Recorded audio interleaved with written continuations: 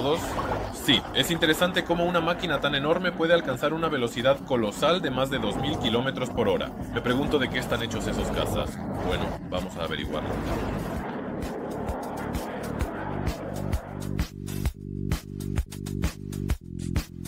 A lo largo de toda su historia, las personas han querido volar como los pájaros, ya que incluso en la antigua Grecia los ingenieros y constructores entonces intentaban fabricar aparatos voladores primitivos. Y según datos históricos, el primer vuelo en un ala delta lo realizó una persona en la antigua China hace más de 1500 años. Lamentablemente, hasta principios del siglo XX, las personas no lograron realizar un vuelo más o menos prolongado y controlado en un aparato volador más pesado que el aire, hasta que en 1903 los hermanos Wright realizaron su famoso y bien documentado vuelo en el primer avión de madera con motor de gasolina. Más tarde, en los años siguientes, fueron apareciendo cada vez más modelos nuevos de aviones. Sin embargo, al igual que los primeros modelos, estaban hechos de materiales simples, concretamente madera y tela. La edad de oro de la aviación comenzó tras la Primera Guerra Mundial, cuando los aviones empezaron a fabricarse con aluminio, un material ligero y resistente, ya que el precio de este metal había caído considerablemente en comparación con los primeros años del siglo XX. Si comparamos un cubo de hierro con uno de aluminio, se nota la gran diferencia en la densidad de estos metales, donde el aluminio lleva ventaja sobre el hierro, ya que su densidad es casi 3 veces menor. Y al añadir manganeso, zinc y por ejemplo cobre a las aleaciones de aluminio, se podían obtener aleaciones muy ligeras y resistentes, ideales para la fabricación del revestimiento y el armazón de aeronaves. Durante la primera mitad del siglo XX y hasta el inicio de la Segunda Guerra Mundial, todos los aviones eran propulsados por motores de combustión interna con hélice. Por esta razón, aunque tales aeronaves tenían suficiente maniobrabilidad y velocidad, aún así no podían siquiera acercarse a superar la barrera del sonido, que es más de 1200 km por hora. Este problema se manifestó especialmente durante los años de la Segunda Guerra Mundial, donde la velocidad de la aeronave era una tarea prioritaria. Porque cuanto más rápido vuelas, más fácil te resulta escapar del avión enemigo y lanzar un contraataque. Todo cambió con la aparición de los primeros motores turborreactores en Alemania, así como con el primer avión a reacción, el Messerschmitt Me 262. Tras las exitosas misiones de combate de este avión durante la Segunda Guerra Mundial, muchos países empezaron a considerar pasarse a la propulsión turborreactora, en vez de la ya obsoleta propulsión por hélice. El problema es que el principio de funcionamiento del motor turborreactor es extremadamente diferente del principio de funcionamiento de un motor de combustión interna convencional. Por eso, los ingenieros debían elegir materiales nuevos e inusuales, capaces de funcionar a temperaturas muy altas. Fue entonces, en los años 40 y 50 del siglo XX, cuando comenzó el desarrollo de aleaciones nuevas, capaces de soportar las condiciones de operación más extremas en los motores turborreactores. Como base para estas aleaciones, se utilizó el níquel, un metal económico y muy resistente a la corrosión, mezclado con hierro, molibdeno y otros metales refractarios e inusuales, obteniendo así una aleación sumamente resistente al calor y la corrosión, que por sus propiedades excepcionales fue llamada superaleación. Para demostrar la obtención de este material, intentaré fabricar una superaleación de níquel bajo la marca Inconel 718. En las primeras etapas, pensé en obtener la superaleación usando mi horno de fusión por inducción. Sin embargo, tras reflexionar, llegué a la conclusión de que sería extremadamente difícil obtener un material de calidad aceptable y composición homogénea, ya que el Inconel contiene metales de muy alto punto de fusión, como el molibdeno y el tantalio. Debido a sus propiedades, estos metales se disolverán muy mal en los demás y crearán muchas heterogeneidades en la aleación. Por eso esta vez voy a utilizar el método de obtención de aleaciones mediante una mezcla termita, de manera similar a como lo hice en mi video anterior, sobre la fabricación de acero inoxidable.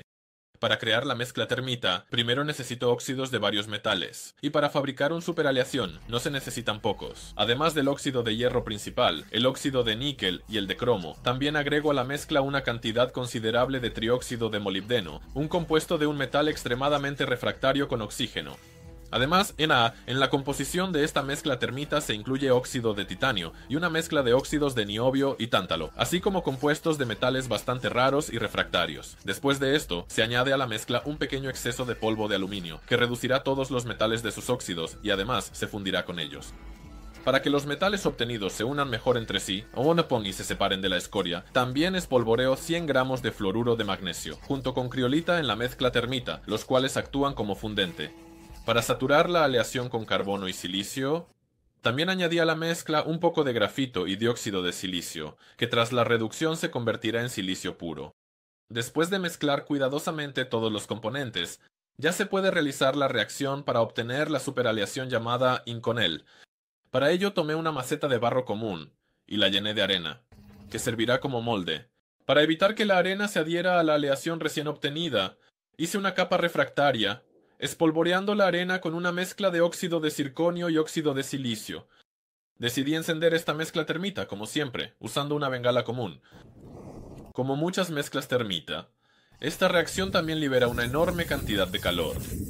Y al mismo tiempo, el aluminio reduce todos los metales de sus óxidos, los cuales deben unirse y formar una aleación sumamente inusual bajo la marca Inconel 718. Espero que el calor de la reacción haya sido suficiente para que metales tan refractarios como el tantalio y el molibdeno se unan con el níquel y otros metales.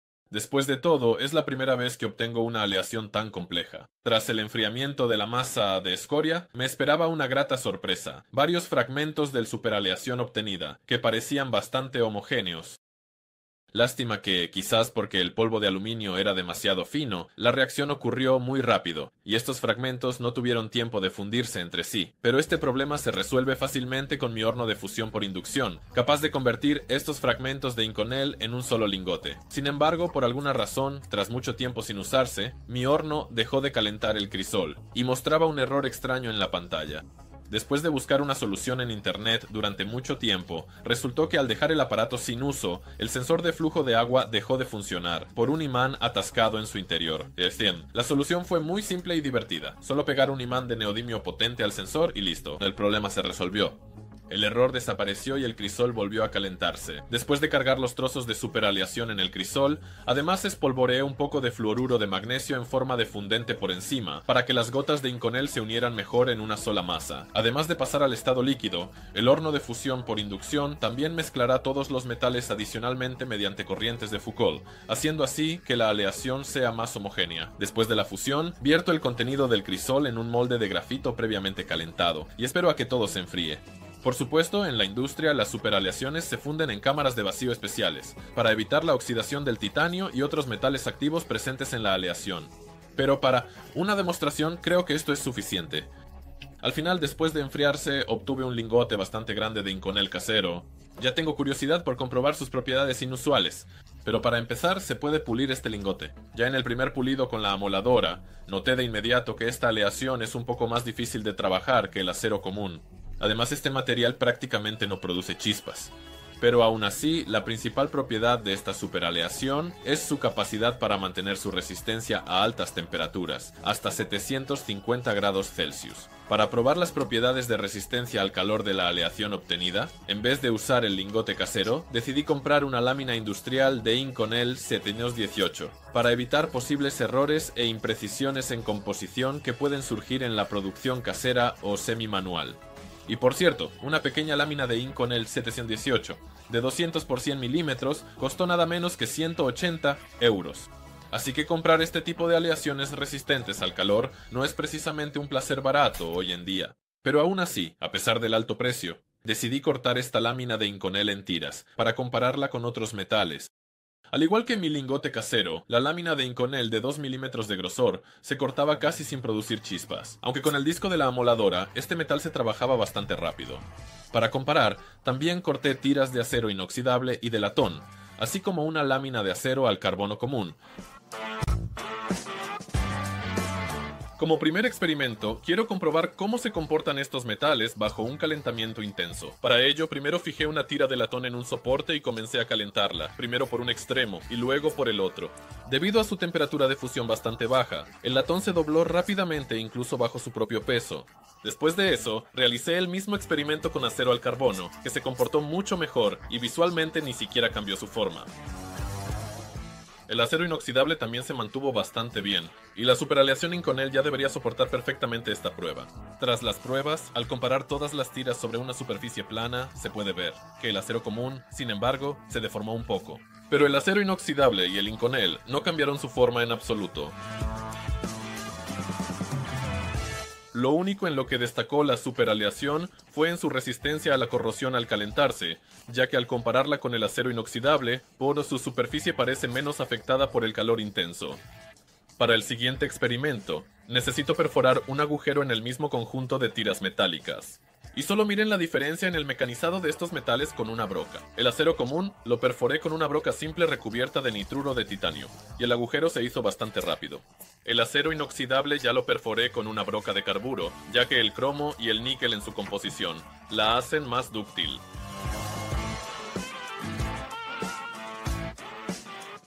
Pero cuando intenté perforar el Inconel con la misma broca, fue realmente una verdadera tortura.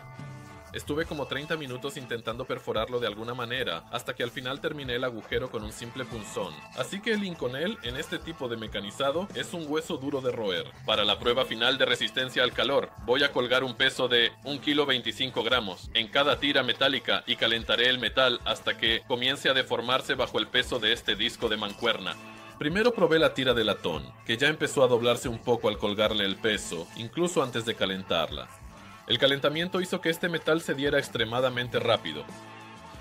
A continuación, pruebo la tira de acero común, que también empezó a perder resistencia al calentarse al rojo vivo, aproximadamente por encima de 600 grados Celsius.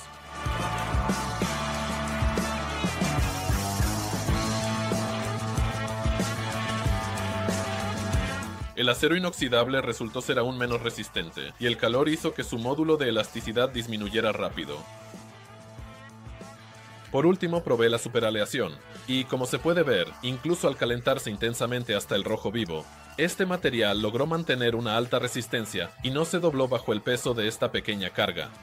Así que este experimento demuestra que en efecto me vendieron Inconel y no alguna aleación dudosa. Y si resumimos los experimentos realizados y observamos el gráfico de la dependencia del módulo de elasticidad respecto a la temperatura en diferentes metales, se puede ver que en el caso del acero al carbono común, el módulo de elasticidad disminuye considerablemente al superar los 600 grados Celsius. En cambio, en el caso del Inconel, el módulo se mantiene a un nivel bastante alto, hasta los 760 grados, lo que evidencia sus excepcionales propiedades de resistencia al calor. Es interesante preguntarse cómo es que esta aleación resistente al calor logra conservar su resistencia incluso a temperaturas tan elevadas. Resulta que estas propiedades de resistencia al calor se deben a la estructura interna sumamente inusual de esta aleación.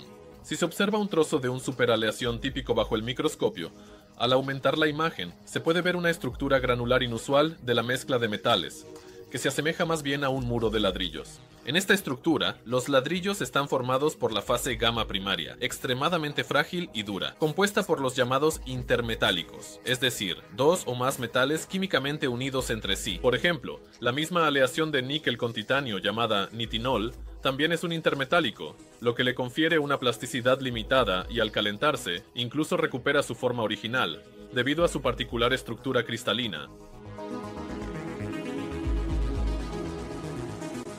Además de la fase intermetálica, en la superaleación también existe una fase gamma más blanda, que actúa como pegamento para los ladrillos intermetálicos en el metal, y evita que se desplacen entre sí incluso a altas temperaturas.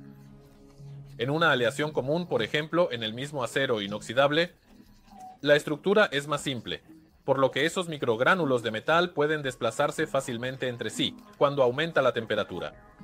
Por supuesto, esta es una explicación extremadamente primitiva y simplificada, pero que me perdonen los especialistas en materiales, este tema es sumamente amplio y se podría hablar de él durante horas. Sin embargo, debido a su capacidad de mantener una alta resistencia incluso bajo un calentamiento extremo, los superaleaciones desarrollados después de la Segunda Guerra Mundial encontraron un uso masivo, especialmente en los mismos motores a reacción. Pero, ¿en qué parte de ellos resulta esto interesante? Como principal aplicación de los superaleaciones, tomemos este modelo de motor a reacción de un avión de pasajeros.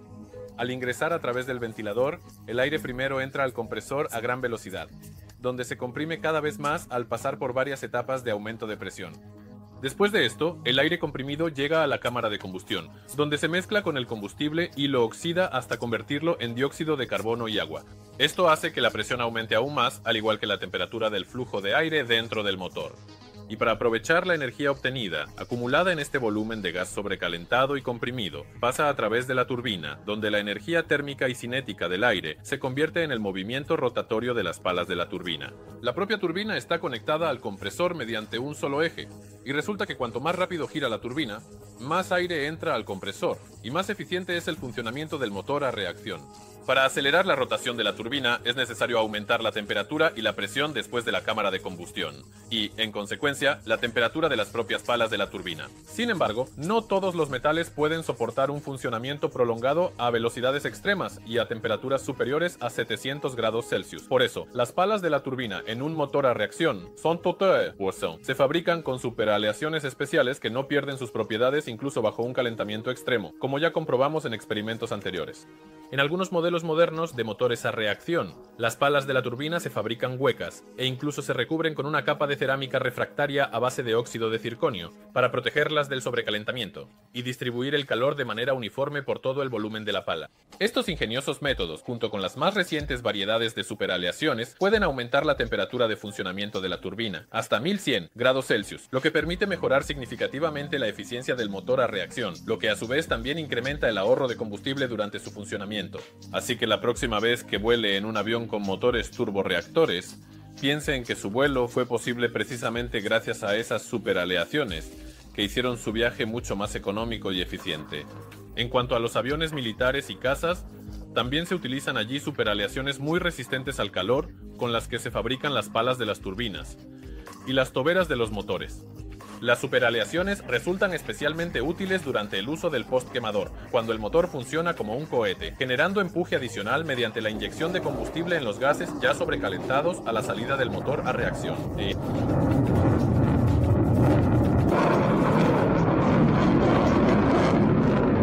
Y si esto aún les parece poco, hoy en día las superaleaciones también se utilizan en el ámbito aeroespacial, ya que prácticamente ningún motor de cohete moderno puede prescindir de una tobera hecha de una superaleación resistente al calor. Y como ustedes ya saben, en el espacio exterior las temperaturas pueden descender mucho más allá de cero, e incluso alcanzar la temperatura del nitrógeno líquido, es decir, menos 196 grados Celsius. A temperaturas tan bajas, el acero común se vuelve extremadamente frágil. El superaleación de níquel, en cambio, soporta fácilmente esa temperatura, manteniendo una alta resistencia y también plasticidad incluso a la temperatura del nitrógeno líquido. Así que, en definitiva, se puede decir que las superaleaciones tienen hoy gran importancia en nuestra vida, y, posiblemente, han sido ellas las que han permitido a la humanidad alcanzar logros increíbles en la industria aeroespacial. También es interesante que la estructura extremadamente compleja de las superaleaciones solo puede obtenerse de manera artificial y que a los científicos de todo el mundo les llevó años, e incluso décadas crearla, tras numerosos fracasos y billones de dólares gastados.